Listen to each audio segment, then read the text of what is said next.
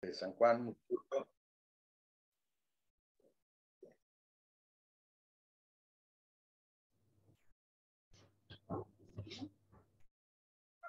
Buenos días a todos desde Mendoza, Inti. Bueno, bienvenidas y bienvenidos al programa anual de conferencias 2023 bajo el lema Prospectiva y Políticas Públicas, organizado por el Ministerio de Ciencia, Tecnología e Innovación a través del Programa Nacional de Prospectiva Tecnológica, PRONAPTEC, de la Dirección Nacional de Estudios de la Subsecretaría de Estudios y Prospectiva y el Centro de Estudios Prospectivos de la Facultad de Ciencias Políticas y Sociales de la Universidad Nacional de Cuyo. Al igual que el año pasado, también nos acompaña el Instituto Nacional de la Administración Pública, INAP. En esta oportunidad me acompaña Javier Vitale. Buenos días, Javier, ¿cómo estás? Hola Adriana, muy buenos días a todas y todos. Un gusto saludarlos y retomar esta actividad que ha sido central en los últimos años en la articulación entre el Centro de Estudios Prospectivos y el Ministerio de Ciencia, Tecnología e Innovación de la Nación, que es el programa anual de conferencias. Este año el ciclo contempla una serie de encuentros virtuales y está dirigido a académicos, empresarios, profesionales interesados en la temática de los estudios de futuro y sus aportes al diseño de las políticas públicas. En particular, vamos a invitar a vinculadores, gestores tecnológicos, responsables y hacedores de políticas públicas sectoriales en el campo de la ciencia, la tecnología e innovación, tanto del país como de nuestra América. El PAC, Programa Anual de Conferencias, tiene por finalidad analizar y debatir en torno a temáticas centrales para el futuro de nuestro país. Este tipo de encuentros promueve la creación de espacios dinámicos y multidisciplinarios para compartir y dialogar sobre las hojas de rutas estratégicas como herramientas para la toma de decisión informada y el fortalecimiento de políticas públicas, productivas y tecnológicas. Adriana. Está silenciada, Adriana. El día de hoy nos convoca la primera conferencia sobre el futuro del agua, gestión de un recurso estratégico, a cargo de Juan Carlos Bertoni, presidente del Instituto Nacional del Agua, Julio Berzano, gerente de Innovación, Transformación y Ciencias de Datos de AISA, y Pablo Sibori, subsecretario de Gestión Federal para el Desarrollo del Ministerio de Economía de la Nación. De esta manera, las instituciones convocantes le dan la bienvenida al Programa Anual de Conferencias 2023. Para el acto de apertura, invitamos a la magíster Vanessa Lowenstein, directora nacional de estudios del Ministerio de Ciencia, Tecnología e Innovación de la Nación, para que nos dirija unas palabras de bienvenida. Vanessa. Gracias, Javier y Adriana. Bueno, muy bienvenidas a todas y a todos. Nosotros, gracias por participar y por este tiempo que le están dedicando. Nosotros desde la Dirección Nacional de Estudios estamos trabajando principalmente en todos temas vinculados con la gestión estratégica del conocimiento y idealmente de la innovación, a través de 3 programas nacionales. Un programa nacional que se llama Conocimiento para el Desarrollo de Gestión de Activos Intangibles, Propiedad Intelectual y Transferencia de Tecnología. El otro Programa Nacional de Vigilancia Tecnológica e Inteligencia Estratégica o Competitiva. Y el tercero de los programas, que es el que nos convoca el día de hoy junto con la Universidad Nacional de Cuyo, que es el Programa Nacional de Prospectiva Tecnológica. Nosotros durante el año 2021, en el Programa Anual de Conferencias, trabajamos desafíos más globales. Durante el 2022 trabajamos temáticas más que nada vinculadas a los desafíos que nos plantea el Plan Nacional de Ciencia, Tecnología e Innovación 2030, y este año, el 2023, estamos abocándonos a desafíos o cuestiones nacionales que requieren un abordaje interdisciplinario, interinstitucional y articulado. Y bueno, el día de hoy, como les contaron, está abocado al futuro del agua, la gestión de un recurso estratégico. Para nosotros es prioritario enfocarlo, obviamente, desde una perspectiva social, productiva y también ambiental. y consideramos que es desde el sistema científico-tecnológico, desde un abordaje tecnológico se puede ayudar a disminuir tensiones y a encontrar y proponer distintos tipos de soluciones para problemáticas específicas que van surgiendo en torno a cuestiones de seguridad del agua. Así que ahora le voy a dar la palabra al subsecretario de Estudios y Prospectiva, Eduardo Mayo, para que inicie la jornada, y muchas gracias por su participación. Hola, ¿qué tal? Buenos días a todos y todas. La verdad que es un placer organizar esta clase de actividades, ver la convocatoria que tienen. Vamos a tratar de contarles un poco cuál es el objetivo no específico de la actividad, sino más bien vinculado a cómo se integran estas actividades en el contexto de la propia gestión del Ministerio de Ciencia y Tecnología, y sobre todo en el marco del Plan Nacional de Ciencia y Tecnología, que tiene básicamente la novedad, de alguna manera, de que a partir del inicio de esta gestión, digamos, en el caso del propio ministro, siempre pusimos sobre la mesa la necesidad de federalizar.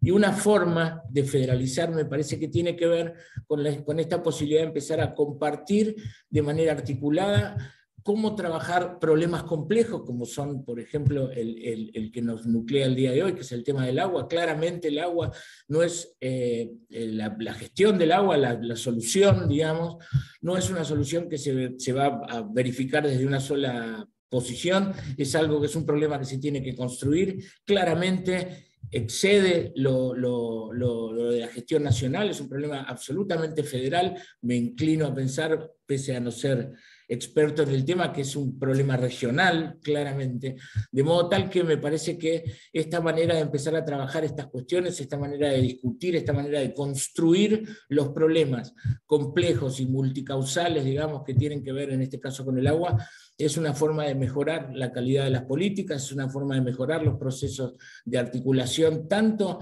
del sector científico específicamente, con los sectores vinculados a quienes en algún sentido afrontan en el día a día los problemas, sino también desde la perspectiva de empezar a construir un problema. En última instancia, un problema, sea cual fuere su lógica, no es ni más ni menos que una construcción social. De modo tal que de esta forma nosotros nos permitimos dar esta clase de actividades o iniciar esta clase de actividades con ese objetivo, el objetivo de articular, el objetivo de juntar voluntades, el objetivo de construir un problema complejo y, en el mejor de los casos, empezar a orientar de alguna manera una solución y buscar soluciones que tengan definitivamente un corte federal. El problema del agua es un problema de todos y todas.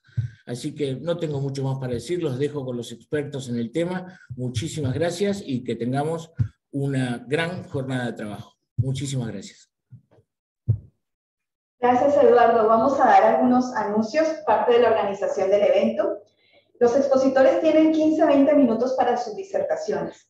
Los participantes podrán escribir preguntas breves y concisas que serán seleccionadas y trasladadas al expositor final después de las disertaciones. A través del chat del Zoom pueden realizar sus preguntas y comentarios a los expositores. Para evitar el congestionamiento en el chat, se solicita escribir solo preguntas o aquellas reflexiones y aportes de utilidad para la construcción de ideas. Tanto expositores como participantes mantendrán un diálogo de respeto a las opiniones vertidas. Les queremos recordar que nos acompaña el INAP. Les pedimos a quienes quieran certificar puntos del INAP que en el chat nos envíen su nombre completo y el quit, porque luego nosotros hacemos el macheo con la lista de inscritos y le daremos esa lista al INAP para que ustedes tengan sus puntos del INAP. Igualmente, esta grabación va a quedar en el YouTube del Ministerio y luego queda a disposición, así como están las otras charlas del año pasado y de las que vienen. Entonces, Javier. Muchas gracias, Adriana, y aprovechamos para agradecer a todos quienes están participando de esta actividad. Somos casi 200 participantes en el Zoom. Bueno, a continuación voy a presentar al primer disertante del día de hoy, a Juan Carlos Bertoni. Él se formó como ingeniero en recursos hídricos en Argentina y posteriormente obtuvo los diplomas de maestría y doctorado en universidades de Brasil y Francia, respectivamente. Desde noviembre del año 2020 se desempeña como presidente del Instituto Nacional del Agua, INA. En la gestión pública ha actuado como secretario de Recursos Hídricos de las provincias de Córdoba y posteriormente de Santa Fe. A su vez ha sido asesor de la Subsecretaría de Recursos Hídricos de la Nación, estructura que actualmente está bajo la órbita del Ministerio de Obras Públicas. Es profesor titular de la Universidad Nacional de Córdoba. Ha realizado trabajos de consultoría y de capacitación para profesionales en la mayoría de los países de América Latina. Actualmente integra la Delegación Técnica Argentina en temáticas hídricas de la Cuenca del Plata. Bienvenido, Juan Carlos, y te escuchamos atentamente. Bueno, muy buenos días a todos, un gusto, gracias Javier.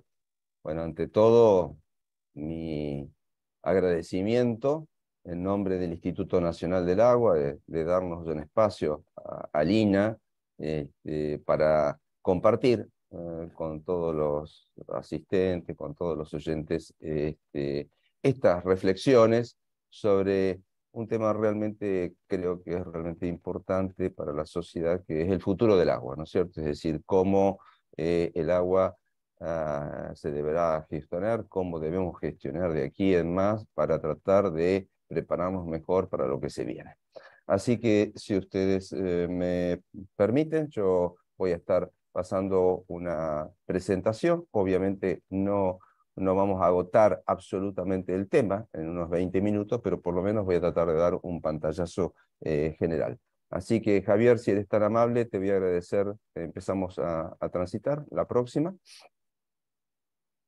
Bueno, me pareció, como era el primer expositor, me pareció interesante remarcar, hay algunas cuestiones sobre la visión global del agua. Hay gente que está muy metida en el tema del agua y hay otra gente que tal vez esté llegando y por interés, y todos son muy bienvenidos, y permítanme entonces sintetizar en 2 o 3 diapositivas algunas cuestiones en relación al agua. Adelante, Javier, por favor.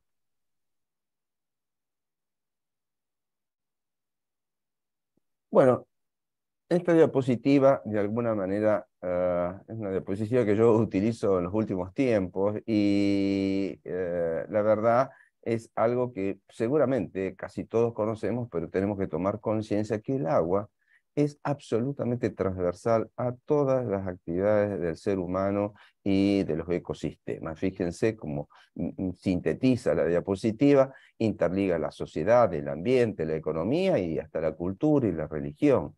Hoy en día se habla de que hay 3 aspectos fundamentales donde el agua, entre otros, ¿no?, donde el agua tiene que apuntar a la gestión del agua, que es la alimentación, la energía y la vida en las ciudades, debido a el hecho del urbanismo, la urbanización que se vive a nivel mundial, ¿no? Un hecho realmente a nivel mundial. Así que ustedes pueden ver aquí que hay aspectos ligados a las áreas urbanas, a la salud, a la agricultura, a la alimentación, a la energía, al ambiente, y como decía antes, a la cultura y la religión, que realmente son muy importantes. No voy a leer y comentar todos los aspectos, pero sí, fíjense que hasta el 2050 se espera que el 70% de la población mundial esté viviendo en áreas urbanas. Yo no sé si ustedes tienen la información que voy a comentar, pero en el año 1800, que para la historia del mundo fue ayer, era el 1% de la población mundial. Hoy en día es un poco más del 50% y va a llegar al 70% de la población mundial para el 2050. Eso es tremendamente importante también en el tema de la gestión del agua. Y el otro aspecto, el que tiene que ver con la agricultura y la alimentación, el 70% del agua del mundo hoy en día es empleada en la agricultura, y se espera que haya un aumento de un orden de un 70% hasta el 2050. Bueno, y así por delante hay una serie de informaciones que denotan la importancia que siempre tuvo, pero que hoy en día la sociedad está tomando conciencia sobre la necesidad de cuidar el agua. Estamos cambiando un paradigma, de aquel paradigma que nos enseñaron posiblemente a muchos de nosotros en la escuela primaria, que el agua era un recurso casi infinito, renovable y casi infinito. Estamos pasando a una visión de que el agua, si bien es renovable, pero es un recurso finito, tenemos siempre el mismo para una cantidad de gente que está aumentando, para un desarrollo que está cada vez requiriendo mayor cantidad y calidad de agua. Sí, adelante, Javier. Bueno, en esta diapositiva, fíjense, esto es un material del Foro Económico Mundial, y ya en el 2012, cuando analizaba todos los riesgos globales a nivel mundial, aquellos que tenían mayor probabilidad de ocurrir y mayor impacto, todos los que estaban con mayor probabilidad de ocurrir y de mayor impacto, todos, de una manera u otra, estaban asociados a la disponibilidad hídrica y a la producción de alimentos. Y, como se sabe, ¿no es cierto? Es decir, a mayor escasez de agua, mayor impacto económico, lo acabamos de vivir en Argentina con la sequía, y mayor riesgo de seguridad alimentaria. Lo acabamos de sentir de alguna manera, ¿no es cierto? Es decir, concretamente en nuestro país. Adelante, por favor. Esta otra diapositiva también es del Foro Económico Mundial, pero ya mucho más reciente. La anterior era del 2012, quiere decir que no es de ayer, es decir, que ya se viene hablando de esto a nivel mundial desde hace una buena cantidad de tiempo. Y en el 2020, más cerca, fíjense, el mapa interesante de todas las interconexiones, de los riesgos globales a nivel mundial del año 2020, entre los que están los riesgos sociales, los ambientales, los económicos, los geopolíticos y los tecnológicos, todos aquellos que tienen una relación directa con el agua han sido denotados como aquellos de los más importantes. Quiere decir que sigue la cuestión, se está incrementando. Adelante, por favor. Bueno, entonces, cuando miramos hacia el futuro, muchos de nosotros, entre otros, si bien es nada más que un hito, y un hito ya muy cercano, hace unos años atrás lo veíamos como bastante lejos, el 2030, hoy en día lo estamos viendo como mañana a la tarde, por así decirlo, y tenemos los famosos 17 ODS, ¿no es cierto?, los Objetivos de Desarrollo Sostenible, y desde mi punto de vista, y creo que no soy el único, consideramos que el agua es absolutamente crucial para alcanzar los ODS. Es decir, prácticamente alguien preguntaría, uno puede decir con una visión desde mi punto de vista un poco estrecha, es que de los 17 hay uno que es referido al agua, que es el número 6, ¿no es cierto? Pero, en realidad, voy a tratar de hacer ver que prácticamente los 17 ODS requieren, es decir, un cambio fundamental en la manera como se comprende, como dice aquí, se valora y cómo se gestiona el agua. Dado que el agua es absolutamente un vector de desarrollo en todas las dimensiones, por lo tanto se necesita mejorar la gestión del agua, y todos los ODS tienen una relación directa o indirecta con la disponibilidad de mejor y mayor cantidad de agua. Adelante, Javier, por favor. Bueno, en esta diapositiva, permítame que explicar así, simplemente en esta diapositiva me voy a referir al Instituto Nacional del Agua de Argentina. Bueno, nosotros, como es lógico, tenemos un plan estratégico de gestión, ¿no es cierto? En ese plan estratégico de gestión, ustedes pueden ver que está representado en un círculo dividido en 6 porciones. Esas 6 porciones son los 6 ejes estratégicos que tienen que ver justamente con el observatorio y la perspectiva hídrica para Argentina, la gestión de la información, la economía circular, la gestión del riesgo hídrico, la infraestructura, el agua y el ambiente, y el propio fortalecimiento institucional. Bueno, nosotros hicimos un trabajo para relacionar nuestros ejes de mayor o menor medida, cómo aportan a los ODS. ¿Qué quiere decir? Que lo que estamos trabajando tiene una conexión con la intención de aportar a la Agenda 2030. Adelante, por favor.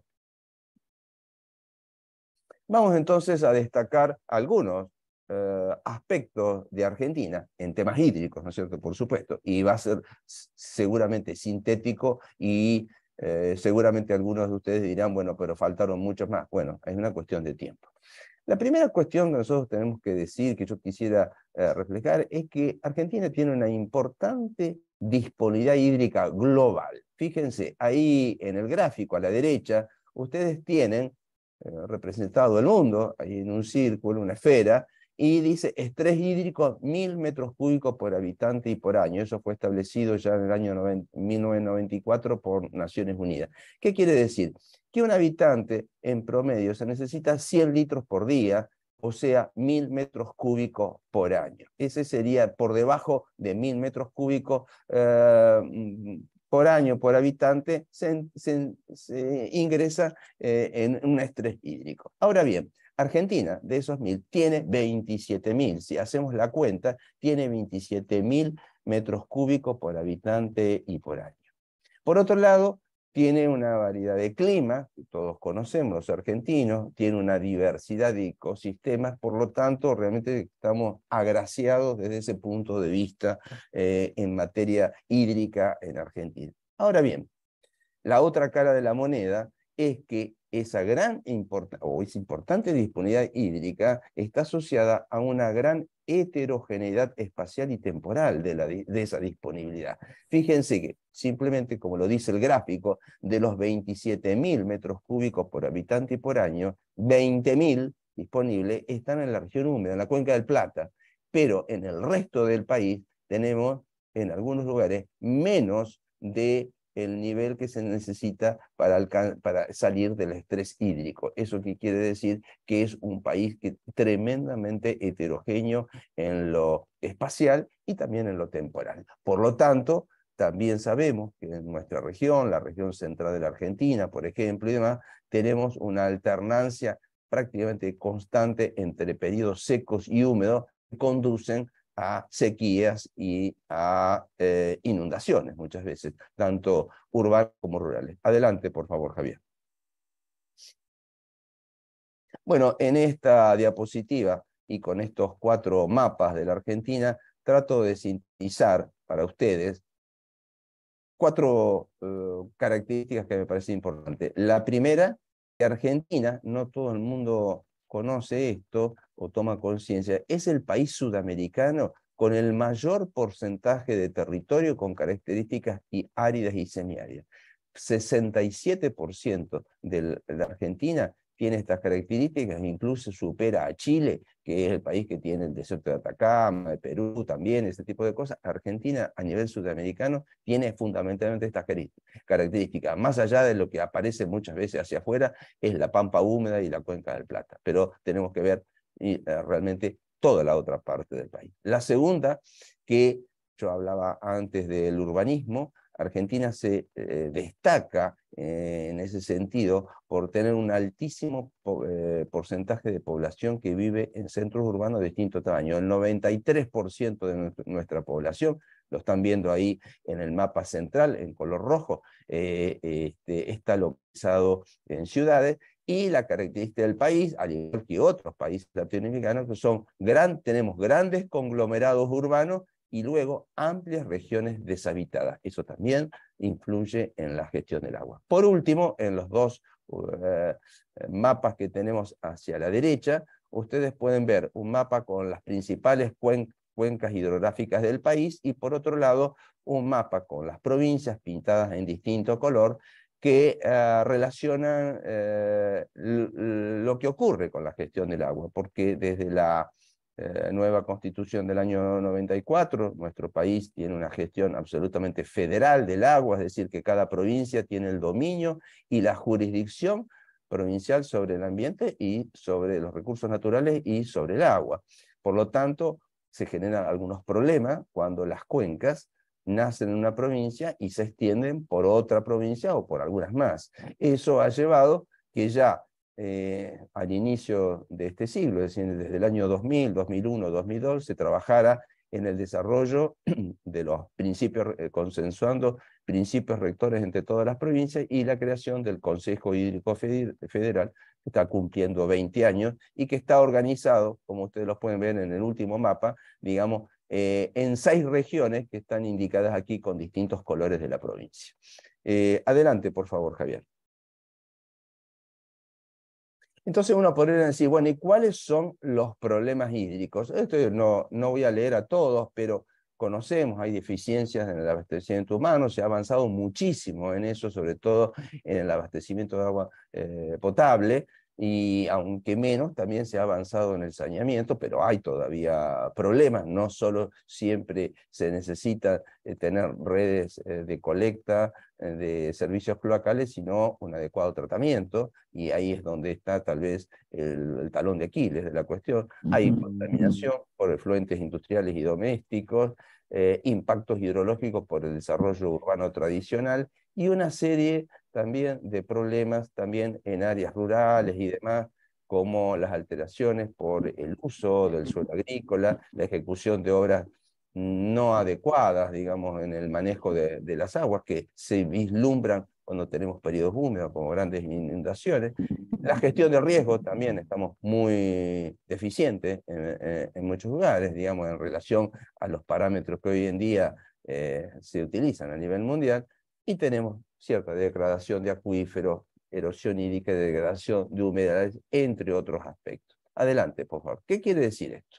En definitiva, en realidad, yo diría, para sintetizar, y lo decía Eduardo previamente en su introducción al tema, que en muchos casos, como yo he puesto aquí, el problema no es la falta de agua, sino la inadecuada gestión, ¿no? En realidad, la gestión no es inadecuada solamente en Argentina, en general en América Latina y en el mundo también se observan ese tipo de cosas, pero convengamos, si los concentramos en Argentina, hay problemas de gobernanza del agua, hay falta de conciencia por la importancia del agua, y yo tengo, en mi opinión, dos comentarios al hacer. El primero lo he puesto ahí en la parte inferior de la diapositiva, es decir, al no sufrir todavía una carencia drástica del recurso, bueno, se explica un poco la falta de interés en general de la sociedad por los problemas asociados al agua. Eso va cambiando, ¿no es cierto? Y el otro tema, desde mi punto de vista, es que Argentina tiene todos los o varios centros de decisión importantes, como Buenos Aires, el área metropolitana de Buenos Aires, Rosario, Santa Fe y muchas otras ciudades importantes localizadas fundamentalmente en la región húmeda, donde prevalece una disponibilidad de agua. Y por eso muchas veces no se toma conciencia de la necesidad de encarar un trabajo mucho más pormenorizado a nivel de todo el país. Adelante, por favor, Javier. Vamos entonces a las próximas dificultades, ya pensando el futuro ahora, ¿no es cierto? Próximas dificultades, retos y desafíos. Adelante, por favor. Bueno, se sabe que vamos a tener un aumento poblacional, y también ese aumento poblacional está llevando también a un mayor desarrollo de las ciudades, y eso a un aumento del consumo del agua. Fíjense, se espera que para el 2050 el uso industrial y urbano, como decía previamente, se duplique. Y hoy en día, por otro lado, ya 1/5 de la población mundial sufre escasez de agua. Esto hace que pensemos que realmente, y como estamos muy concentrados en ciudades, es lógico que tengamos que aspirar a gestionar mucho mejor el agua en todos nuestros centros urbanos y también en las áreas rurales. Bueno, el otro aumento que se viene es el del consumo energético, por lo tanto, ahí hay un binomio muy importante que lo hemos dejado de lado en algún momento y ahora se está retomando muy fuertemente en Argentina, que es el tema del binomio agua y energía. Esto no es solo con la producción de energía a través del agua dulce, fluvial, digamos, las represas y demás, sino ya se ve hoy en día la necesidad de empezar a estudiar el tema de la energía marina, colaborar con la energía nuclear, y también el tema de la energía, donde aparece hoy en día, se habla mucho del litio, algunos dicen litio móvil, pero es decir, que el tema del litio es salmuera del agua, y por lo tanto donde hay litio es importante gestionar también el agua, por supuesto. Otra posibilidad o dificultad que se nos viene es que seguramente vamos a tener mayores problemas de contaminación por mayor consumo de agua, mayor aumento poblacional y mayor desarrollo. El impacto por la mayor variabilidad y el cambio climático que se observa en términos general nos lleva también a tener ciertas incertidumbres sobre el futuro y posiblemente las dificultades que estamos viendo, con toda la implicancia sobre los cultivos, la salud, el ambiente y demás, generando posiblemente sequías más prolongadas y más profundas, como por ejemplo la que hemos tenido recientemente, o también en el otro extremo, crecidas casos fluviales, por ejemplo, más frecuentes, generando inundaciones rurales y urbanas. También hay otra cuestión bastante interesante de comentar, no me quiero extender mucho más, que después, si fuese el caso, si a alguno le interesa, es nuevas interrelaciones que aparecen a partir de la generación hidroeléctrica. Hay un caso bastante interesante que puedo comentar luego sobre el tema de Cuenca del Plata y del Amazonas. Adelante, por favor, Javier. Bueno, algunos de los retos y algunos de los desafíos que se vienen. Bueno, se habla mucho de la economía circular. Yo creo que para buena parte de la gente que está escuchando ya no es un concepto nuevo, aunque hay que aplicarlo. Si viene esto de las 3 R's, de reducir, reutilizar y reciclar, y hay que empezar. ¿Cómo se ve esto en el tema del agua? Bueno, ya, primera cuestión, se empieza a cambiar la visión. Por ejemplo, en las plantas de tratamiento de aguas residuales, que las vemos como una planta destinada a mejorar la calidad de agua que estamos arrojando a un cuerpo de agua, bueno, tenemos que empezar a verlo como nuevas fuentes de agua para algunos de los usos. Lo cual obviamente que requiere realizar estudios de viabilidad técnico-económica. La cuestión económica, la cuestión social van todas absolutamente de la mano. ¿Cuáles son los desafíos en este caso? Bueno, primero, lograr una conciencia ciudadana sobre la necesidad del uso del agua regenerada para algunas de las actividades. Definir un marco regulatorio, porque evidentemente se va a necesitar de un marco regulatorio. Están las reticencias al cambio, porque estamos acostumbrados, hemos nacido y venimos de un modelo más lineal, de uso y tirar, de uso y no reciclar y no reaprovechar. Entonces son todas estrategias que se necesitan que se definan y que se trabajen mucho más fuertemente. Adelante, por favor, Javier. El tema de la transición energética, esto, es decir, ver el agua como una fuente de recursos para generar energía eléctrica, pero a su vez ver la energía eléctrica como un recurso para la recolección, transporte y tratamiento del agua. Ahí hay un círculo, digamos. Y ahí, ¿cuáles son los desafíos? Reducir el consumo de energía, incrementar la eficiencia de los procesos, sustituir energías, digamos, es decir, sustituir combustibles fósiles por biogás. Hay un proyecto aquí en Argentina que algunos de ustedes habrán escuchado hablar y apalancado con el proyecto de vaca muerta, se le dice en contraposición el de vaca viva, pero todo este tipo de cuestiones, de introducción de tratamientos biológicos, sustitución de tratamientos con demanda de reactivos químicos y demás, están entre los retos y los desafíos de una nueva gestión del agua. Adelante, por favor, Javier. Vamos a ir a ver si avanzamos un poco. Bueno, simplemente después lo podemos ver, pero no quiero extenderme mucho más.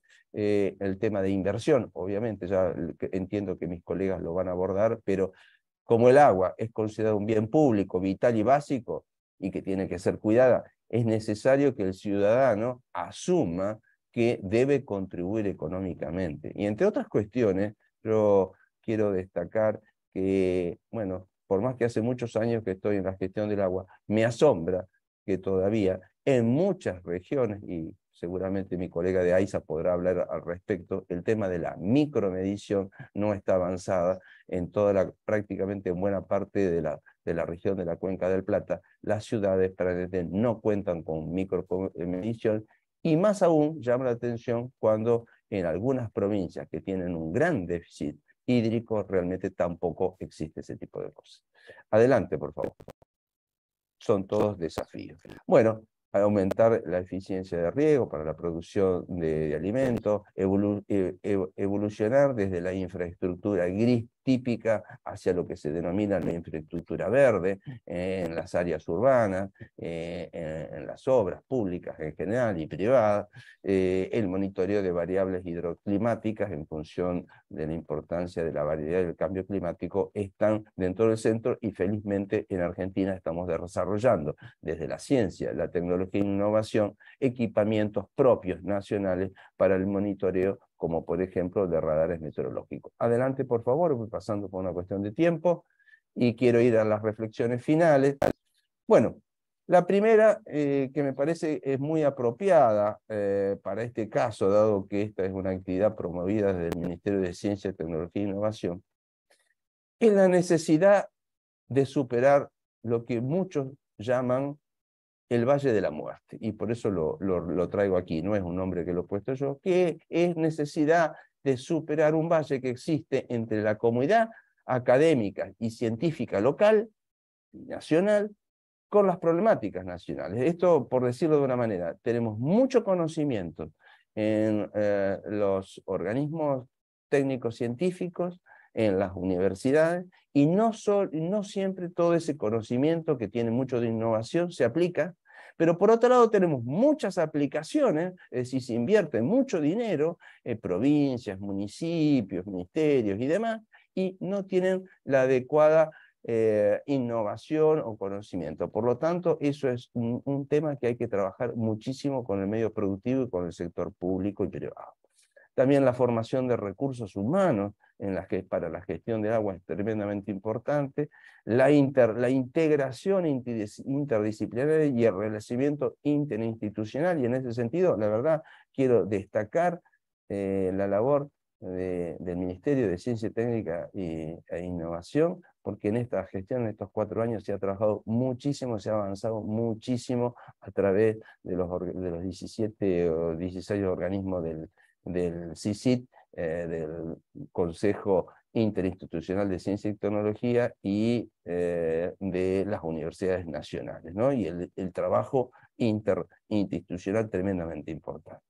Bueno, y entonces también hay que mejorar la relación entre los organismos de gestión pública con los aspectos financieros, porque los temas económicos son tremendamente importantes y no siempre están dadas todas las relaciones que se están necesitando. Quedan una más, que la comento así muy rápidamente. Temas críticos: seguridad hídrica, bioeconomía, economía circular. Fíjense, 2/3 partes de las exportaciones argentinas tienen que ver con el agro, así que claramente tenemos que trabajar mucho en eso, pero también en otros aspectos hidroambientales, en todos los usos, como ya dije, energía, navegación, riego, apuntar hacia el ahorro del agua, las relaciones del clima, con la hidrología, con la hidrometeorología, las cuestiones, los caudales ambientales, los nuevos paradigmas de gestión urbana y de rural, el manejo hídrico, están, desde mi punto de vista, entre los desafíos que tenemos que superar en los próximos años. Y quiero ya con esto, una última, que hay una imagen que, bueno, yo no sé si podrán observar a través del Zoom, pero creo que todos podrán observar que esa imagen tiene, digamos, la representación del globo terráqueo, ¿no es cierto?, en gris. Y creo que ustedes también ven, que creo que se puede observar unas cuentas, por así decir, o unos círculos mucho más pequeños en color celeste. Si tuviera posibilidades yo de interactuar con todos ustedes, les preguntaría cuántos círculos celestes o cuántas gotitas de agua ven, y es bastante probable que muchos de ustedes que me digan que hay 3. Bueno, en realidad hay 4 en esa. La mayor es toda la cantidad de agua que está en el mundo, digamos, considerando las calotas polares, el agua subterránea profunda, etc. Pero la última, la que prácticamente ustedes casi no vean, porque es muy pequeña, es en realidad la cantidad de agua que el mundo dispone para todos quienes lo habitan, digamos, de manera simple y demás. Eso, digamos, me parece que es una muy buena síntesis de la importancia del cuidado del agua hacia el futuro. Gracias, muy amables.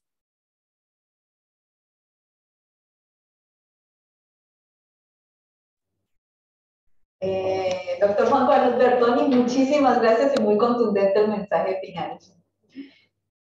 Bueno, presentamos a Julio Aversano, gerente de Innovación, Transformación y Ciencia de Datos de AISA, profesional con trayectoria de 12 años en la empresa AISA, licenciado en Administración de Empresas con un MBA. Sus campos de interés son la ciencia, la tecnología, el comportamiento humano y el liderazgo moderno. Adelante, ingeniero Julio, licenciado Julio. Muchas gracias. Antes que nada, quería agradecer al MINCIP, a Uncuyo, a los otros disertantes y a quienes están participando por la oportunidad de exponer con ustedes. Voy a estructurar la presentación, si se quiere, con ciertos temas. Primero es hablar un poco de AISA, para quienes no conocen la empresa. Después es hacer una pequeña introducción a lo que es la innovación. Después abordar lo que es la innovación dentro de AISA, bastante por arriba, porque podríamos tener mucho más que 20 minutos hablando de esto. Y por último, algunas conclusiones que ya más o menos estuvo Juan Carlos hablando sobre los retos y desafíos que se vienen. Les voy a dejar el link en el chat de los números de la empresa. Un segundito. Acá está. Porque yo los voy a ir comentando sin presentación, así los pueden ir siguiendo ustedes desde la página web si quieren. Bueno, primero que nada, AISA es la empresa que brinda el servicio de agua y saneamiento para lo que es la región de la Ciudad de Buenos Aires y 26 partidos del conurbano.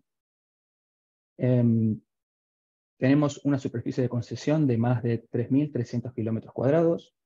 Servimos más de 14 millones de habitantes, casi 15 millones.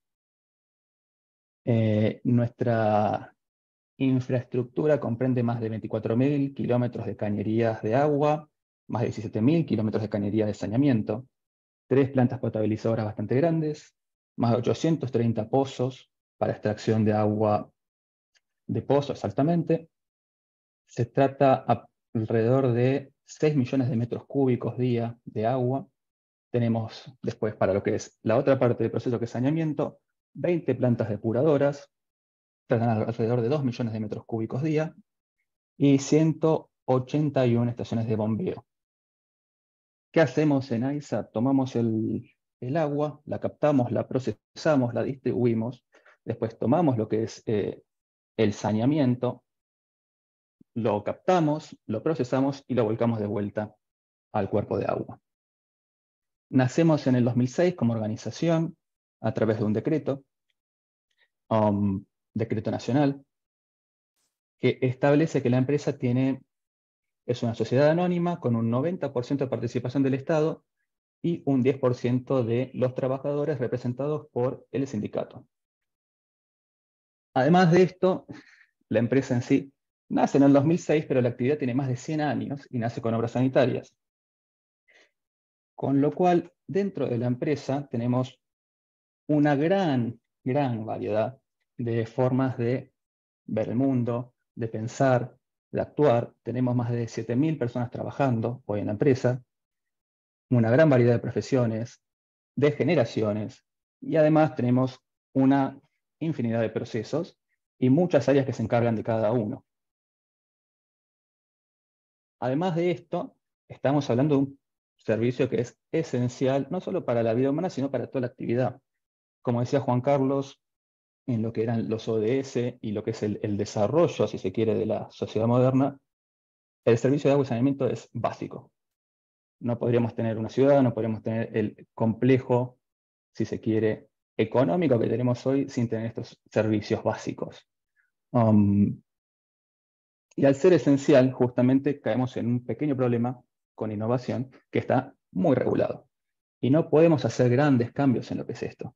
Tenemos que hacer pequeñas pruebas, tenemos que ir paso a paso, si se quiere, para llegar con el mayor valor posible a nuestros clientes y usuarios y usuarias. Eso como para que tengan un pantallazo muy general de qué es AISA y qué hacemos. En cuanto a conceptos de innovación, la innovación en sí, como para desmitificar un poco qué es la innovación, porque es una palabra que se puso de moda, la verdad.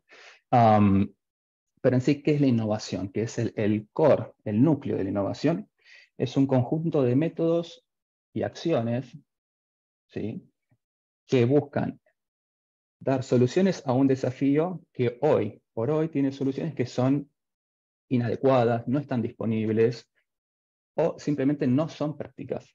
Entonces, a través de este conjunto de métodos para buscar soluciones a desafíos, buscamos generar proyectos, bienes, servicios que aportan valor desde otro lado y en alguna medida generan cambios en la dinámica de un mercado, ¿sí?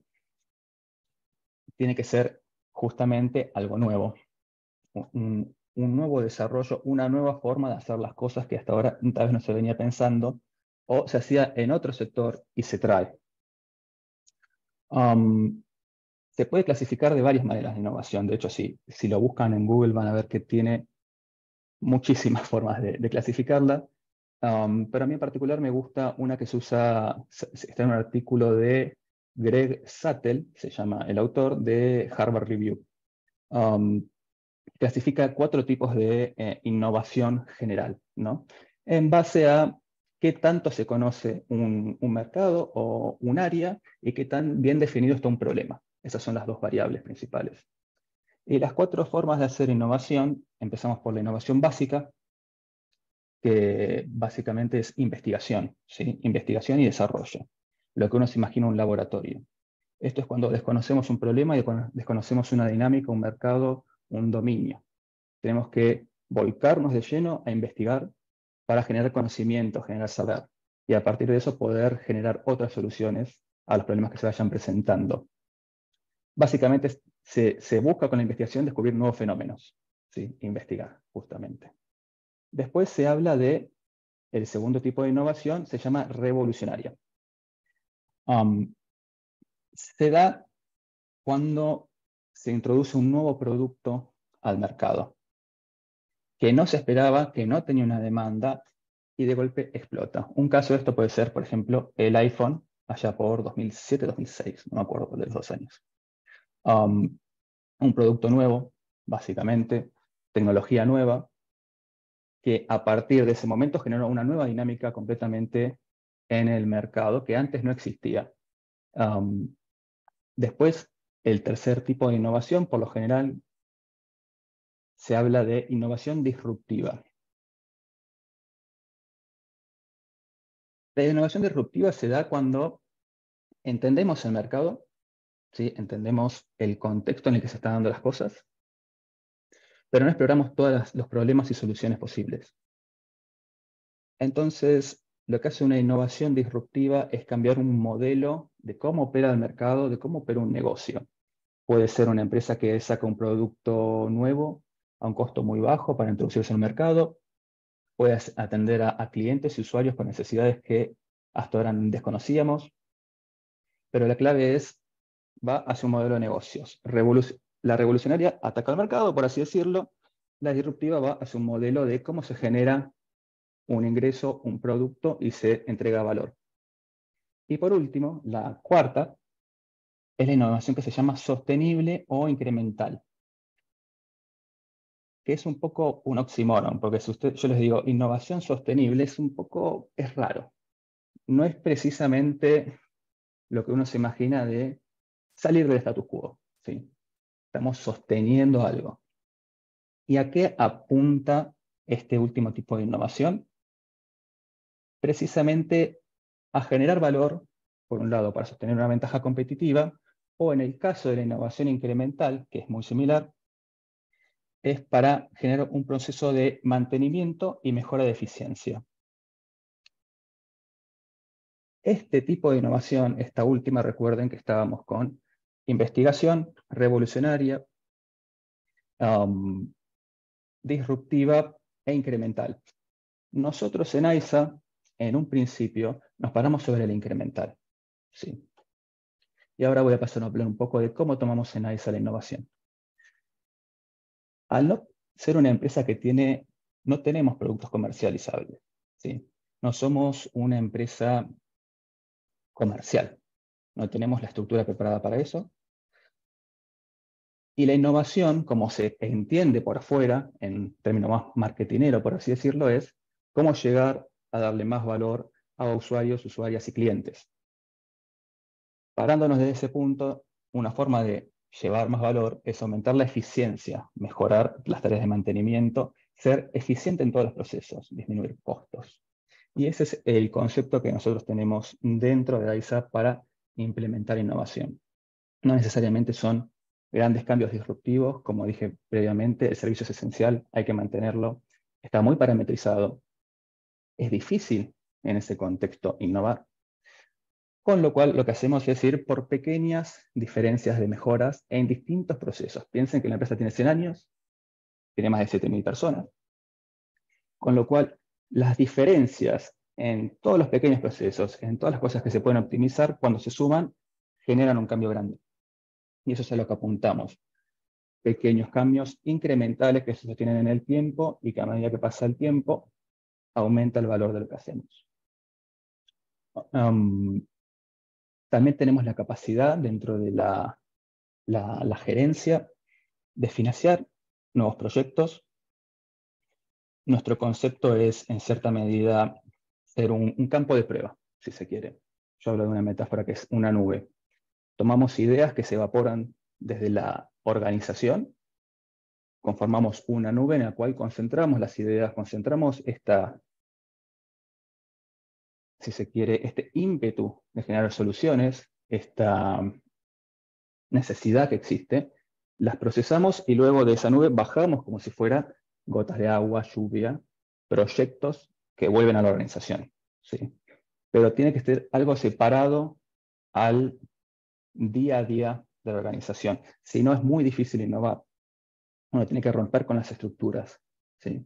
Para poder realmente pensar desde otro lugar los problemas y desafíos.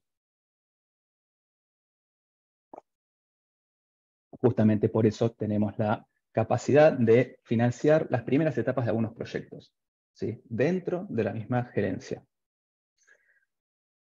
Después, también tenemos búsqueda de proyectos que sean más desafiantes y tal vez no estén dentro de nuestro principal campo de acción, si se quiere, pero que igual son necesarios. Por ejemplo, hablaba Juan Carlos de lo que es biogás. Todas las plantas de saneamiento generan biogás por su proceso, ¿sí? Entonces tenemos, por ejemplo, proyectos de generación de energía a través de biogás en las mismas plantas.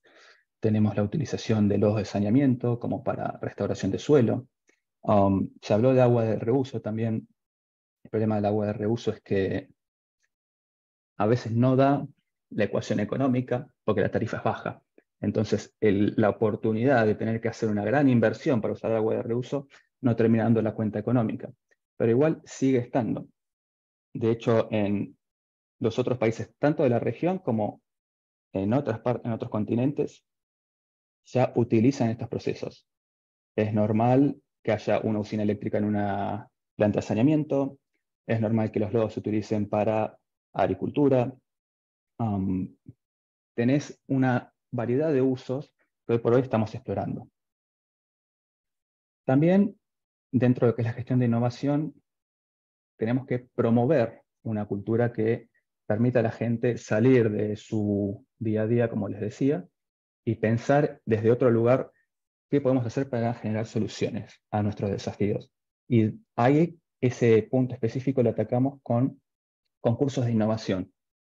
Uno interno y otro que está más destinado al público externo, aunque este año lo vamos a hacer interno, que tienen formato de hackathon o de concursos de innovación clásico donde uno presenta un proyecto y lo expone frente a un jurado. Y ahí lo que buscamos es tener no solo llegada a nuestro personal, sino también a la sociedad. De hecho, si ustedes buscan Hackathon AISA, van a ver las últimas 3 ediciones que estuvimos haciendo. Es bastante interesante por si se quieren chusmear después. Y después, la innovación dentro de AISA, en base a estos términos, la concebimos como abierta, ¿sí? Es decir, cualquier persona puede ponerse a innovar, puede pensar en una solución nueva, puede pensar en algo disruptivo. Y como se llama bottom-up, de abajo hacia arriba, es decir, el saber de cómo se maneja la empresa, de cómo se hacen los procesos, de cómo se va a la parte operativa, no lo voy a tener yo, lo va a tener la persona que lo genera. Entonces, yo quiero ir a esa persona ¿sí? La fase más operativa, y que esa persona me diga cómo puedo mejorar el proceso, qué ideas tiene, ¿sí? Ese es el concepto básico. Es difícil de gestionar, ¿sí? Porque no hay una mirada global de esa persona más operativa, y se necesita un equipo muy profesional y muy preparado que por suerte tenemos dentro de la empresa. Buscamos generar trabajo de forma colaborativa, interdisciplinaria, sin sacar a relucir grandes egos, ¿sí? Porque uno no tiene la capacidad de escuchar lo que otra persona está diciendo si se planta desde el ego de uno.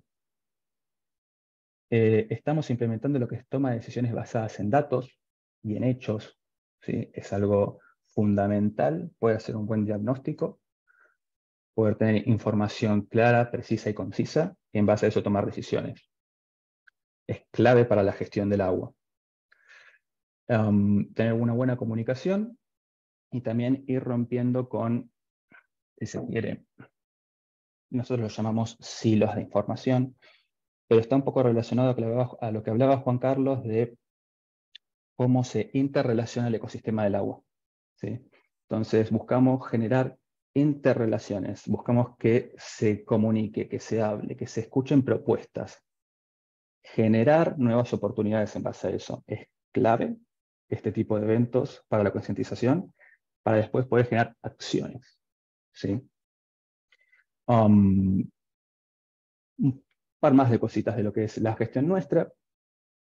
Obviamente el concepto de innovación, al ser abierto, es descentralizado, tiene ciertos lineamientos generales, pero yo no tengo, no prohíbo, por así decirlo, desarrollos dentro de la empresa, sino que se canalizan a través de una metodología, a través de una mirada, a través de una cultura. Estamos trabajando también junto al BID para generar un plan de acción en cuanto a gestión de innovación.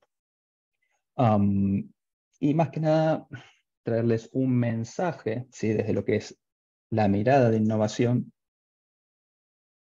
que hay que desmitificar este tema. Es algo sencillo de llevarlo a tierra, que básicamente trata de hacer una diferencia y un cambio. Y pensar las cosas de otro lugar requiere esfuerzo, lleva trabajo, pero no es imposible. Y tampoco hace falta tener grandes desarrollos tecnológicos, de infraestructura, porque a veces las soluciones son mucho más sencillas de lo que pensamos, y pueden generar grandes impactos con pequeños cambios. El tema es encontrarlos, ¿sí? Y yendo ahora un poco a la visión a futuro, ya muchos temas los pasó Juan Carlos, pero también vemos como desafíos y retos lo que va a ser el aumento poblacional y la actividad económica. En Argentina tenemos un porcentaje altísimo de urbanización, cerca del 94, 95, si no me equivoco, con el último censo, o un poco más. Y esto implica varias cosas. Por un lado, más estrés en el sistema hídrico en general, más demanda, más actividad humana, más contaminación, y esto también impacta a todo lo que es la red de saneamiento. No solo es el agua, sino también es qué hacemos con la cloaca, qué hacemos con la segunda parte del proceso. Es un solo proceso. Esa es como la mirada. Es el proceso básico de poder llevar agua y captar el efluente y procesarlo y volver a volcarlo como agua, ¿sí?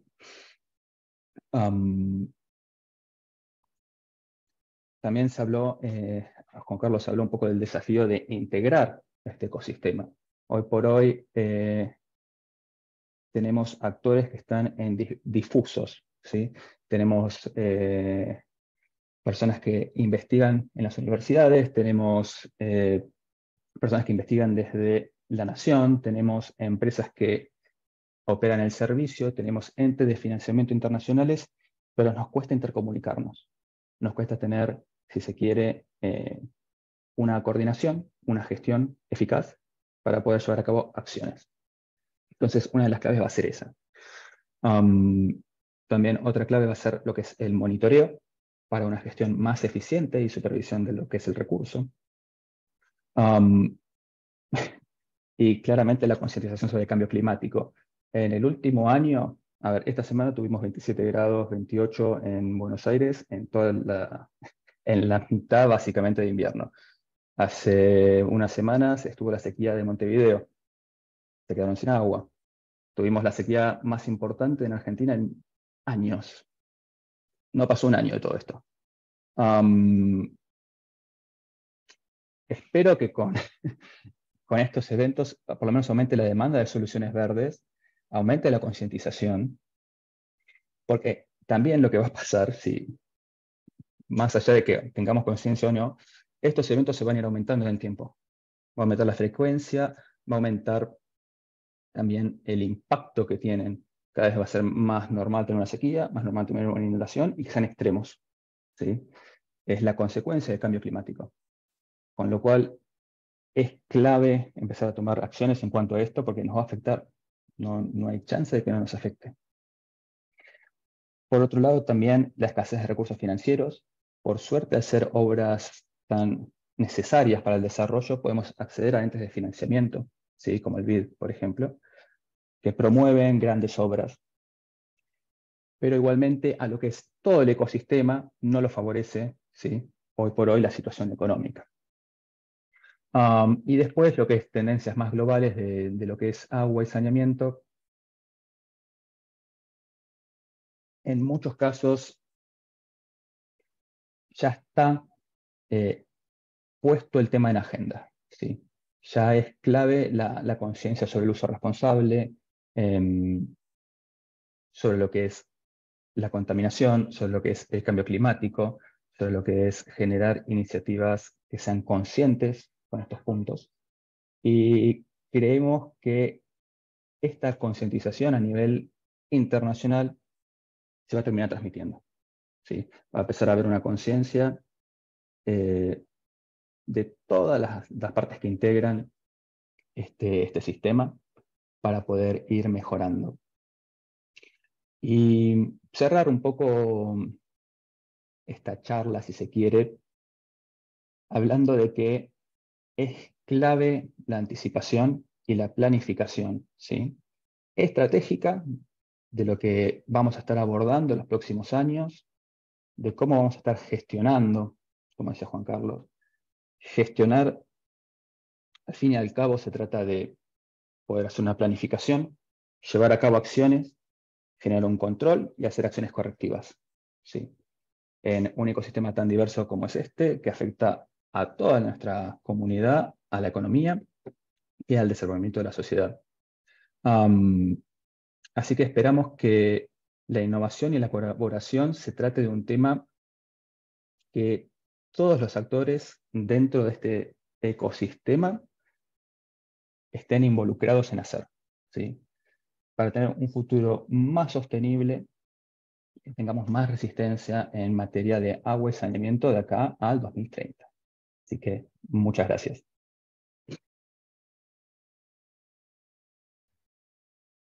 Muy bien, muchas gracias, Julio. Muy buena la intervención y conocer las dimensiones de lo que es la empresa AISA y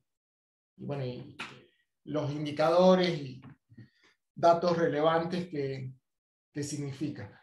Vamos ahora a la última disertación que está a cargo de Pablo Sivori. Él es subsecretario de Gestión Federal para el Desarrollo del Ministerio de Economía de la Nación. Es economista de formación, magíster en Economía Internacional por la Universidad de Birmingham en Inglaterra.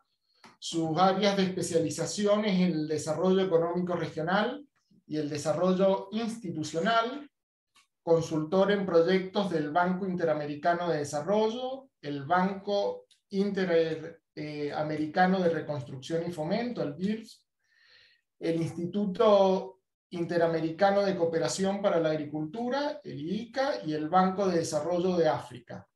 Ha actuado como consultor externo del Ministerio de Modernización de la Nación en programas relativos a innovación tecnológica y del Ministerio de Economía y Finanzas Públicas de la Nación en proyectos ligados a turismo y fortalecimiento institucional. Ejerció la jefatura de la Unidad de Competitividad para el Cambio Rural en la órbita del Ministerio de Agricultura, Ganadería y Pesca de la Nación. Pablo, bienvenido. Bueno, buenos días a todos. Muchas gracias, Javier. Un agradecimiento y un saludo a quienes me acompañan en el panel y un agradecimiento a quienes nos escuchan por el tiempo y la paciencia. Esperemos poder aportar información y contribuir a esta generación de consensos y de diálogos. Voy a intentar compartir pantalla.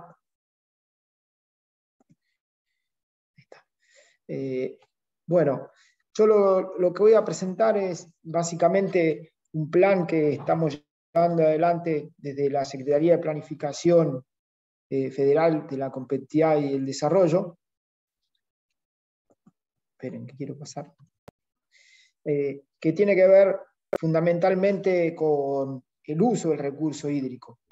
Y mucho tiene que ver con lo que presentaba anteriormente, o lo que se presentó anteriormente del Instituto Nacional del Agua, y es cómo utilizamos la política pública para un recurso eficiente del agua. El plan Argentina Irrigada lo que hace es consolidar una política pública que en el gobierno anterior, donde tuvimos la gestión de la Unidad para el Cambio Rural, lo habíamos empezado a implementar, que es la mejora de los sistemas de riego existentes y algún desarrollo de algún sistema nuevo, pero esencialmente fue la mejora de los sistemas de riego existentes. Hay que tener presente que la inversión en riego en la Argentina data de la época del gobierno de Perón, y luego no hubo prácticamente inversión en riego hasta el periodo después del 2002. Pero básicamente los objetivos del Plan Argentina Irrigada son tres, ¿verdad? Primero es aportar una mirada estratégica integral sobre las posibilidades de utilizar eficientemente el recurso hídrico para la producción agroalimentaria, ¿verdad?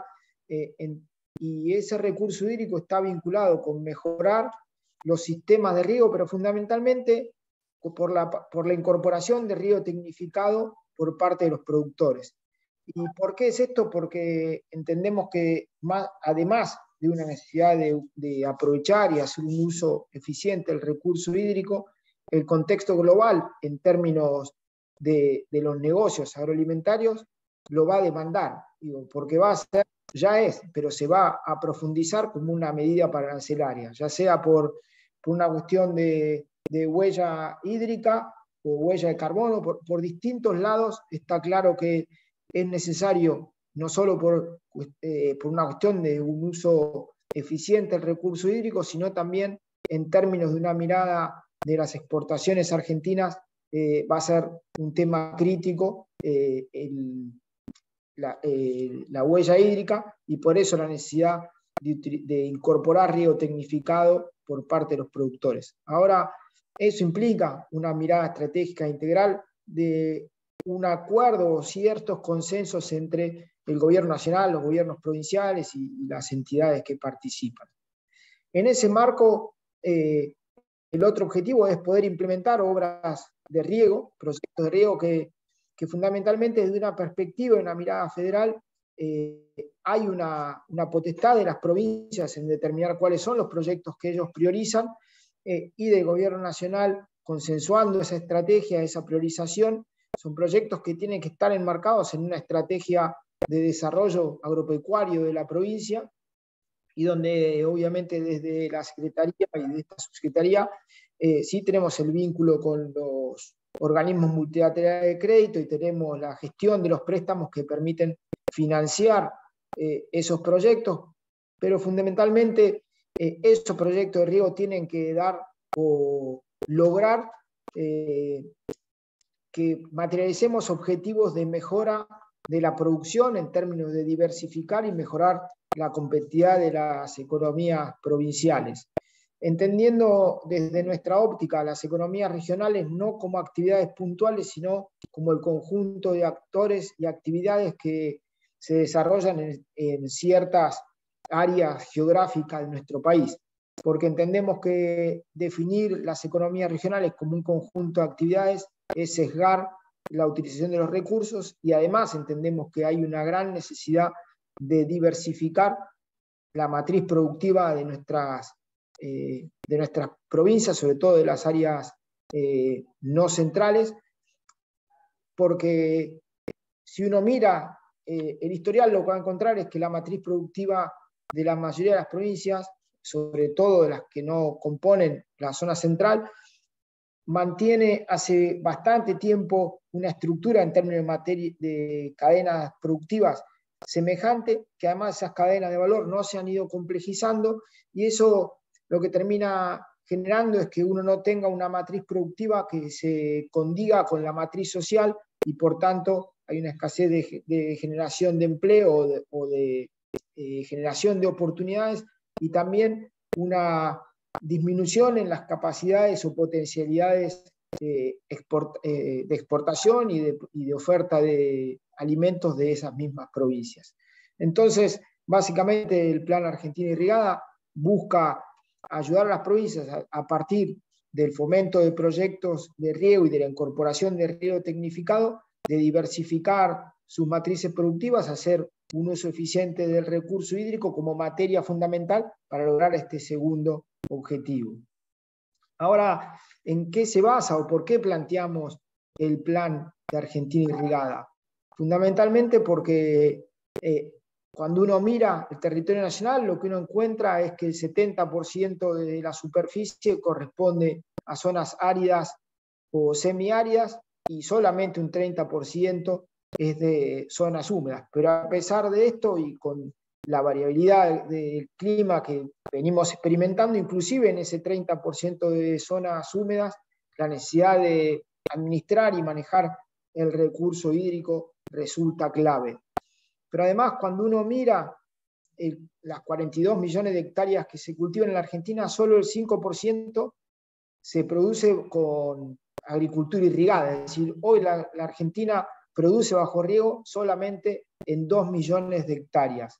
Pero hay un estudio que hemos hecho con la FAO en el cual lo que se determina es que la potencialidad de Argentina para producir sobre agricultura irrigada alcanzaría a 6,2 millones de hectáreas, es decir, que alcanzaríamos las 8 millones de hectáreas de producción bajo riego, y esto permitiría aumentar sustancialmente el porcentaje que tiene la Argentina hoy de producción bajo riego. Pensemos que hoy ese porcentaje es del 5%, y cuando uno mira las experiencias de todos los países con estructuras productivas semejantes, y también cuando uno mira Latinoamérica, ya en su conjunto, lo que encuentra es que la superficie de producción con bajo riego está en torno al 10 al 12% en la mayoría de los países, y que la Argentina solo es del 5%. Entonces existe la potencialidad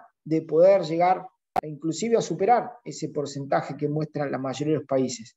Y eso implicaría obviamente en un gran impacto que ahora lo voy a detallar según nuestros números, en materia no solo de producción, sino también de inversión, de empleo, en fin, de generación de oportunidades y de desarrollo de actividad económica que permitiría una ocupación plena del territorio nacional.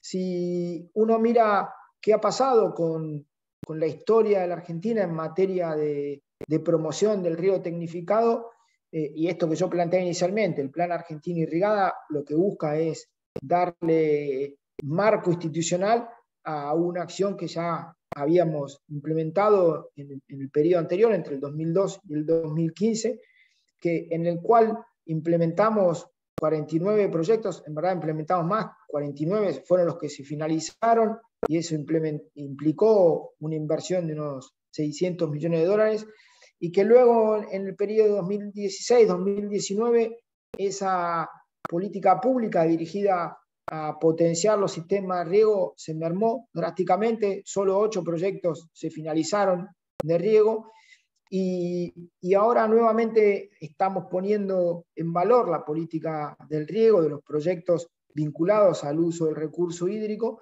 y este Plan Argentina Irrigada tiene hoy un banco de 95 proyectos, en el cual hay 33 proyectos que ya tienen financiamiento asignados. De esos 33 hay 16 que ya están en ejecución y 17 formulados, pero lo importante esto es que es un proceso continuo, digamos. Hoy tenemos financiamiento para esos 33 proyectos, pero ya estamos negociando y está yendo a directorio del BID el nuevo PROSAP, va a ser el PROSAP 5, en el cual vamos a tener nuevamente cerca de 290 millones de dólares para financiar nuevos proyectos de riego. Y el trabajo desde la perspectiva federal es en un diálogo permanente con las provincias, en definir estrategias de desarrollo agrícola con las provincias y que los proyectos que se prioricen sean por parte de la provincia, pero que hagan a la concreción de una estrategia de desarrollo del sector agroalimentario de cada una de las provincias. Si ustedes ven el mapa, ahí están georreferenciados donde están los proyectos, y la verdad que nos hemos ocupado de que la cantidad de proyectos, estos 90 proyectos, estén bien distribuidos geográficamente y que podamos potenciar los sistemas agroalimentarios sobre la base de la agricultura irrigada en todas las provincias.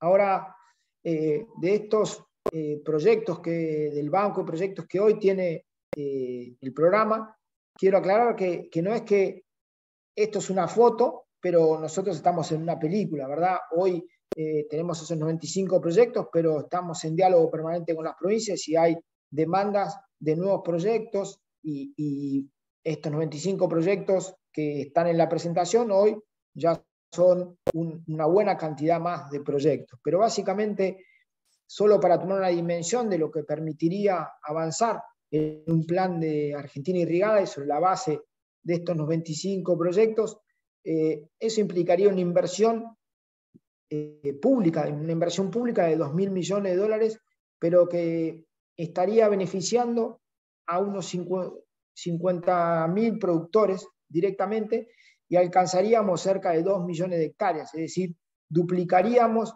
la superficie bajo riego sobre la cual hoy produce la Argentina.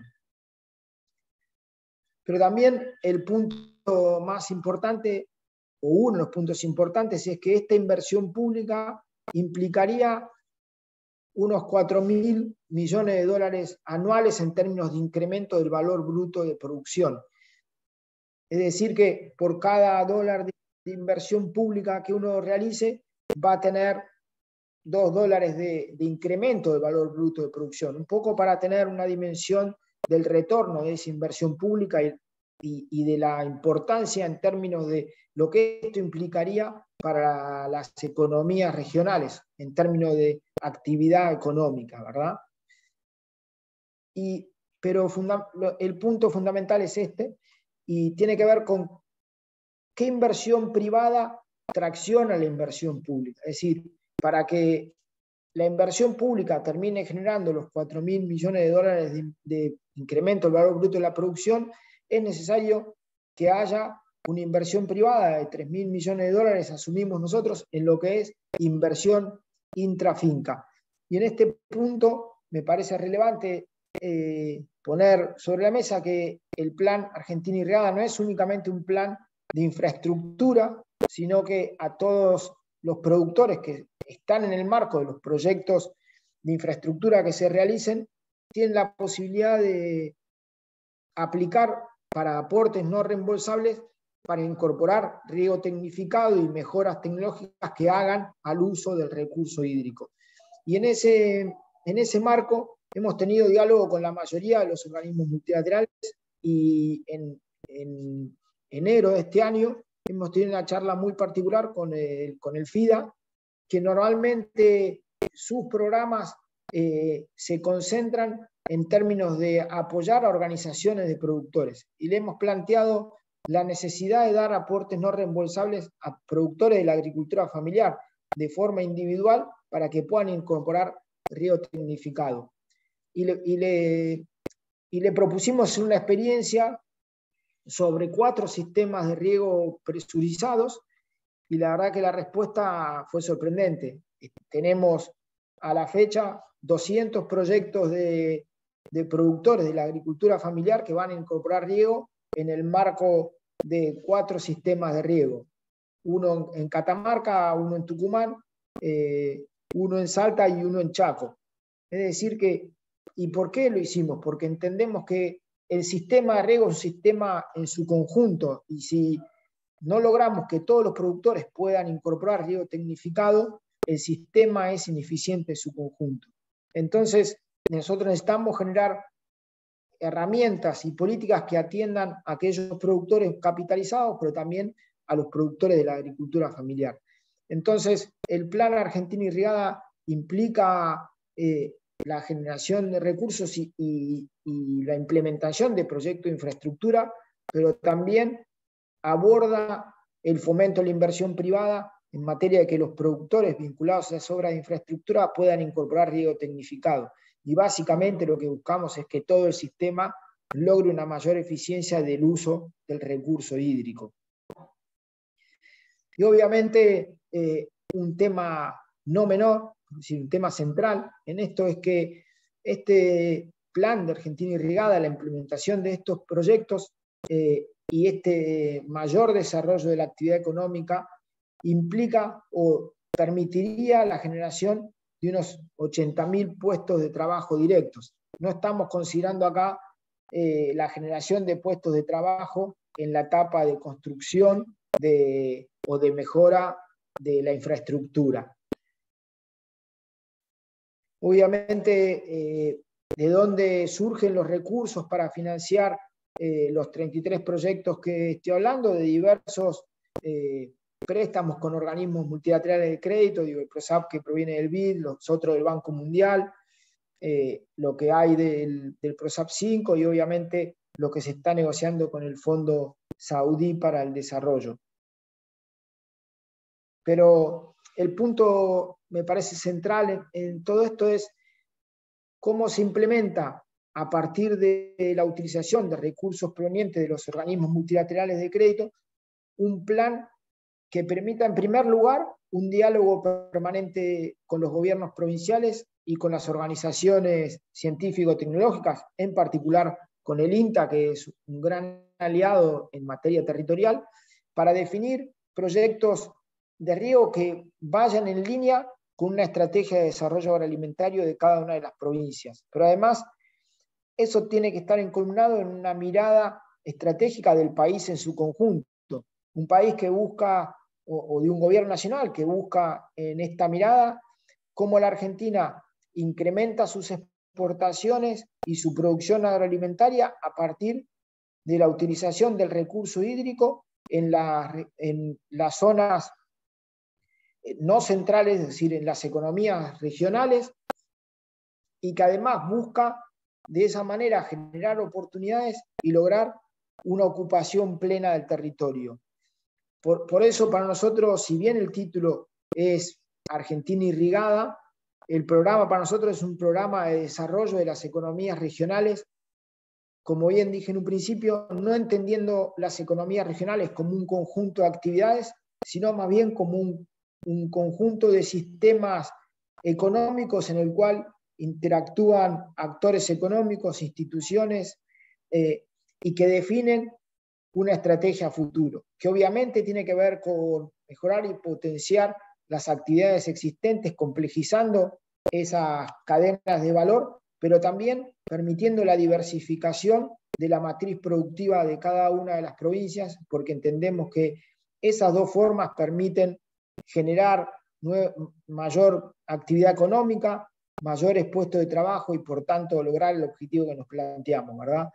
Una ocupación plena del territorio, mayor actividad económica y fundamentalmente lograr potenciar las exportaciones argentinas a partir de una mayor participación de las economías regionales en esas exportaciones, entendiendo que la mayor respuesta a la inversión pública está dado por las economías regionales. Y esto tiene que ver con la medición en términos de valor por unidad producto y también en términos del empleo por unidad producto que tienen las economías regionales en comparación con las actividades de la zona núcleo del país. Así que, bueno, me parecía importante presentar de qué se trataba Argentina Irrigada, la voluntad del Gobierno Nacional de instaurarlo como un programa, de mantener un diálogo permanente con los gobiernos provinciales en materia de definición de esas estrategias de desarrollo agrícola y por tanto en ese marco de los programas, de los proyectos a implementar y de un acompañamiento permanente en lo que es la identificación y la formulación de esos proyectos para luego abocar recursos e implementarlos. Pero que no termine únicamente en proyectos de infraestructura, sino tener bien presente que el fin último es el de la mejora de la actividad económica, el desarrollo de mayores actividades económicas, de complejizar las actividades existentes y por tanto generar mayores puestos de trabajo, nuevas oportunidades y por supuesto una mayor oferta de alimentos de calidad para la población y también en materia de comercio exterior. Muchas gracias a todos y obviamente quedo a disposición para las consultas. Bueno, muchísimas gracias a nuestros 3 disertantes. La verdad es un tema que tiene bastantes años. Hemos recibido las preguntas por nuestro chat y Javier, adelante. Gracias, Adriana. Bueno, agradecemos la participación de Pablo, Juan Carlos, Julio. Verdaderamente han compartido sus conocimientos y experiencias en torno a las estrategias de intervención que tiene la Administración Pública Nacional en torno a un tema tan crítico y estratégico para el futuro del país como el agua. Y ha generado obviamente una cantidad importante de preguntas que desde ya nos atajamos pidiendo disculpas que no van a poder ser abordadas todas en esta media hora que tenemos. Las hemos tratado de agrupar en 2 grandes áreas para que nuestros disertantes puedan brindar su opinión al respecto. Un grupo de esas preguntas estaba referida a el surgimiento o la emergencia de nuevas fuentes de agua, y ahí focalizamos en las aguas de reuso, que Julio las nombró, y si podíamos profundizar en la utilización de esas aguas. Si estaba contemplado también el agua de los procesos de desalinización, teniendo en cuenta el lecho marítimo que tiene nuestro país, y en el caso también, un tercer punto en esa misma pregunta, el tema de la recarga de los acuíferos, o sea, teniendo en cuenta un contexto de menor disponibilidad o menor oferta de agua, ¿cómo hacemos para que los acuíferos no vean afectado la cantidad y calidad del agua para los distintos usos? Si estos 3 temas, agua de reuso, desalinización y recarga de los acuíferos, está contemplada en la estrategia nacional. Ese sería nuestro primer bloque de preguntas. Nuestros disertantes tienen abierto el micrófono. No sé quién quiere comenzar, Juan Carlos, Julio, Pablo, a dar respuestas, y luego hacemos una segunda pregunta y ahí estaríamos finalizando la jornada. Bueno, si Pablo y Julio no tienen inconveniente, como algunas de lo que ustedes preguntan. Lógicamente, como yo comenté, la mayor variabilidad y cambio climático, entre otros aspectos, uno podría pensar que obviamente que va a afectar la recarga de acuíferos. Entonces uno tiene que, justamente como preguntabas recién, Javier, es decir, ¿cómo se puede trabajar ahí? Bueno, a ver, yo creo que todavía estamos bastante en pañales, por así decirlo, en el tema de agua subterránea. Fíjense que es una dicotomía que tenemos en Argentina. Yo comentaba, y después mis colegas también comentaban, de la gran extensión que tenemos de regiones áridas y semiáridas, donde el tema del agua subterránea es muy importante. A nivel mundial se está trabajando muchísimo tratando de recargar acuíferos para tener embalses subterráneos de agua, no solo agua superficial embalsada en una obra, sino incorporada en los acuíferos, que bueno, no se evapora, digamos, y si se puede extraer relativamente rápido, tampoco se afecta tanto por los minerales que están en el suelo. Yo diría lo siguiente, en el tema de recargas, hay distintas formas, algunas muy tradicionales. Seguramente que muchos de los que me escuchan recordarán que alguna vez se aprendió lo que eran los jahueles, es decir, el jahuel, es decir, los pozos someros que captan agua de distintos sitios para tratar de llevarlos a zonas de recarga. También, por otro lado, en algunas regiones más áridas, se hace uso de distintas actividades, como por ejemplo, aprovechar el agua de lluvia recogida en techos y demás para recargarlos. Entonces, el tema del agua subterránea, creo, en mi opinión, es uno de los temas centrales que Argentina tiene que avanzar muchísimo y sobre todo tratar de utilizar paleocauces, ese tipo de cosas para recargar acuíferos y que sirvan luego como para aprovechar el agua, sea agua de corte o sea agua subterránea. El tema del agua de reuso, sintéticamente lo comento, ya creo que fue, si no me equivoco, creo que fue Julio que lo comentó, hay un tema económico, es decir, entre otras, ¿no es cierto? Pero entre otros hay un tema económico y para Argentina me parece que todavía no están dando, que bueno, Julio creo que lo comentó, no están dando los números todavía, por lo cual me parece a mí que más que, y es una respuesta a las tres preguntas de Javier, más que, muchas veces me parece que más que buscar nuevas fuentes, es hacerse la pregunta y ver realmente si estamos teniendo eficiencia, si somos eficientes con los recursos que ya tenemos, es decir, con las plantas que ya tenemos, con las disponibilidades de agua que tenemos, si ese uso que estamos retirando. Y yo diría, por ejemplo, es notorio cómo los cinturones verdes de las principales ciudades del país realmente no hay un uso eficiente del agua, ¿no es cierto? Sea en el riego y demás, ¿no? Y no solo en el riego, sino también en el abastecimiento de agua potable. Realmente hay mucho que trabajar. Entonces, Javier, mi opinión sería eso. Hablé un poquito de recarga, que es muy importante la recarga de acuíferos. La desalinización, obviamente, hay algunas ciudades costeras que han estado analizando eso, pero creo que todavía se podría trabajar antes de llegar a la desalinización, que es un proceso muy caro. Creo que hay que trabajar mucho más en mejorar la gestión realmente a nivel de cuenca, con agua superficial y con agua subterránea. Muchas gracias, Juan Carlos. Julio. Dale, si quieren hablo un poco de estos temas también, un poco por arriba. En cuanto a la recarga de acuíferos, piensen que tarda entre meses y años, o no años necesariamente, pero puede tardar más de un año en recargarse con una precipitación en un acuífero, dependiendo del tipo de terreno, cantidad de precipitaciones, dónde está ubicado, la profundidad.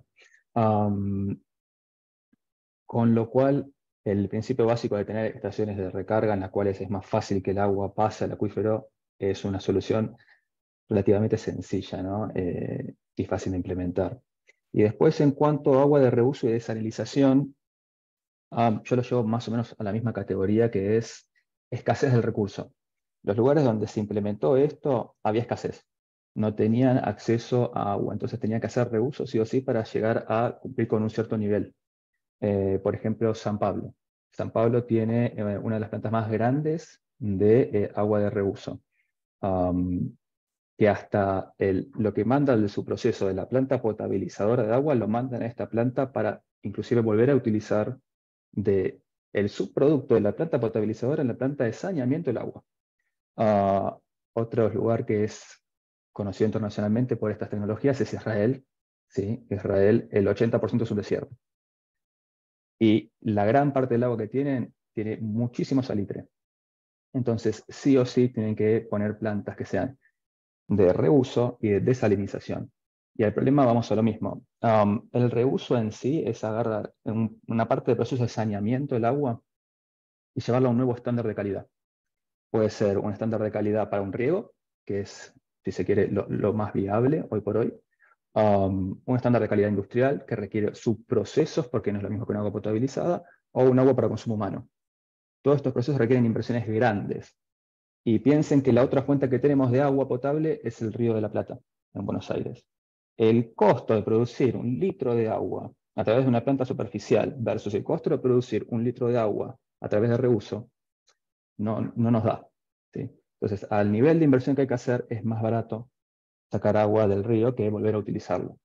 De vuelta, es un tema también de gestión y de eficiencia. Y después de desalinización, es un proceso costoso en cuanto a, sobre todo, a energía. Se requiere bombear agua a muchísima presión, ¿sí? Para poder desalinizar el agua. Hoy por hoy la técnica más conocida es osmosis inversa.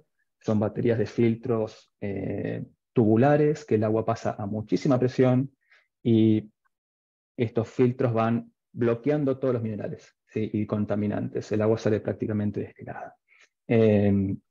Con lo cual, hoy